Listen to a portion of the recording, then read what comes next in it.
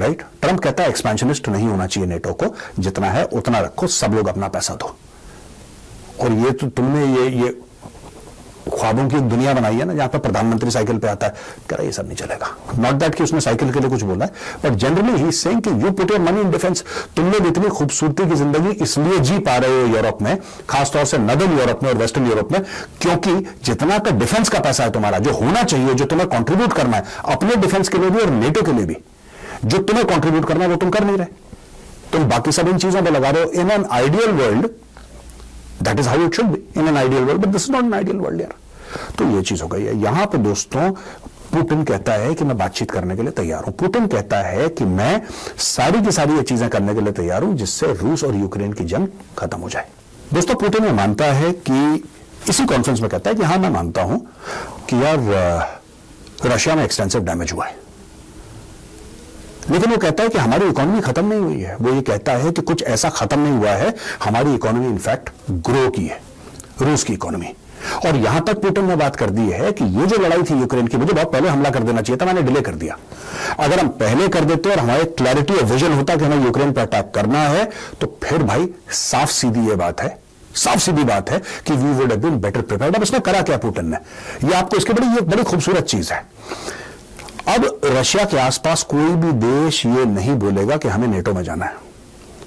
इसने क्या करा है, इसने पनिश करा है यूक्रेन को कि तुम नेटो में जाना चाह रहे थे, तुम्हें बड़ी खुजली हो रही थी कि हमें नेटो जाना है, नेटो जाना है, ठीक है, तुम्हारी 20% जमीन मैंने ले ली, जाओ ऐश करो।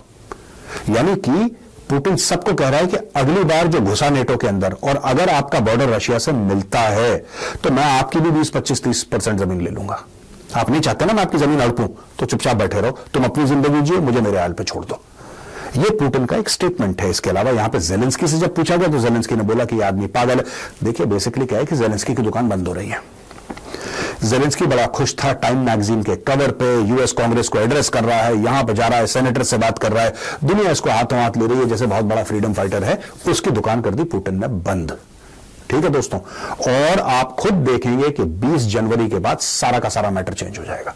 ट्रंप इज वेरी क्लियर, तू हमारे पैसे से अय्याशी कर रहा है और हमें कोई फर्क नहीं पड़ता। जहां तक ट्रंप का दिमाग जो है, ट्रंप ये कहता है कि यार देखो तुम्हारी लड़ाई है, तुम लड़ो, ठीक है। अगर तुम्हारी ये उम्मीद है कि किसी और से पैसा लेके तुम लड़ोगे तो ये उम्मीद गलत है। तुम्हारी लड़ाई है, तुम लड़ो। जेलेंस्की कह रहा है कि ये पुतिन पागल हो गया है, ही इज अ कंप्लीट लूनेटिक। वो बेसिकली गाली गलौज पे उतर आया, दैट इज इट। और किसी को कोई फर्क नहीं पड़ रहा क्योंकि उससे कोई पूछ भी नहीं रहा है। एक जमाना यह था कि फ्लाइट पकड़ के आता था, व्हाइट हाउस के अंदर घुसता था, जिल बाइडेन और Joe Biden husband and wife उसको रिसीव करते थे फ्रंट पोर्च पे कि आ जाओ।